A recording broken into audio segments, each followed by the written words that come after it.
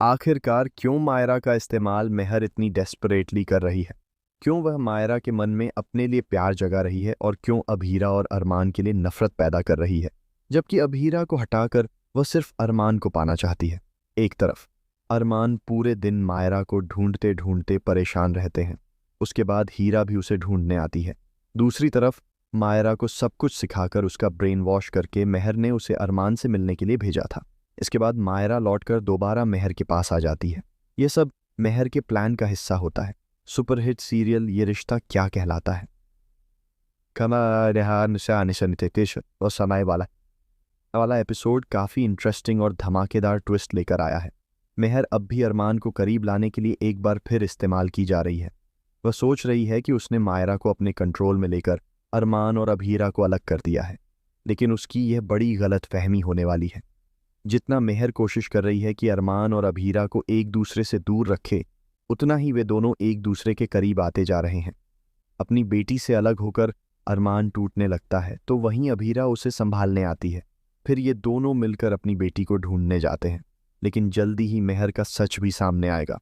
जब उसकी बेटी मेहर के घर मिलने जाएगी, अरमान सवाल खड़ा करता है कि आखिर क्यों उसकी बेटी उस पर भरोसा न करके मेहर के पास चली गई, और आखिर क्यों मेहर बिना किसी को बताए मायरा के हॉस्टल जाती है, उससे मिलती है और उसे मैनेज करने की कोशिश करती है। प्लॉट यही है कि मेहर का पर्दाफाश बहुत जल्द होने वाला है। पूरा परिवार पोतदार मिलकर दिशा की सगाई रोकने पहुंचता है। उन्हें लगता है कि लड़के वालों को सब सच सच बताकर सगाई तोड़ देंगे, लेकिन वहां जाकर उनकी हालत पतली हो जाती है, क्योंकि लड़के वालों को सब कुछ पता है।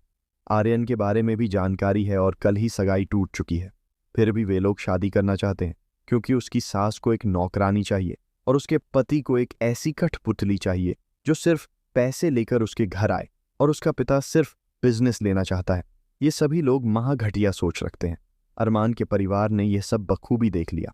जब आर्यन दिशा के कमरे से नीचे आता है और पूछता है कि मंगेतर के घर वालों से बात हो गई, तो सबके चेहरे उतर जाते हैं।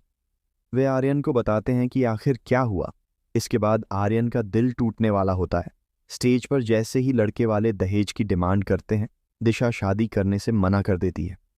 दमयंती जी बहुत गुस्से में आती हैं, क्योंकि वे चाहती हैं कि लड़के वालों की हर डिमांड मानी जाए, लेकिन दिशा डिमांड मानने से मना कर देती है। इसके बाद उसका होने वाला मंगेतर बुरा व्यवहार करता है। तभी अरमान और अभीरा मुश्तादा वहां एंट्री करते हैं। वे उसे सिखाते हैं कि एक औरत की इज्जत कैसे करनी चाहिए, और अगर दहेज लिया जा रहा है तो वह कानूनन जुर्म है। दमयंती जी शौक रह जाती हैं कि अरमान और अभीरा वहां क्या कर रहे हैं। आने वाले एपिसोड में आप देखेंगे कि वे पूरी सच्चाई दिशा के घर वालों को समझाएंगे। इसके बाद दिशा के घर वाले सामान्य हो जाते हैं और दोनों घरों में खुशियां छा जाती हैं।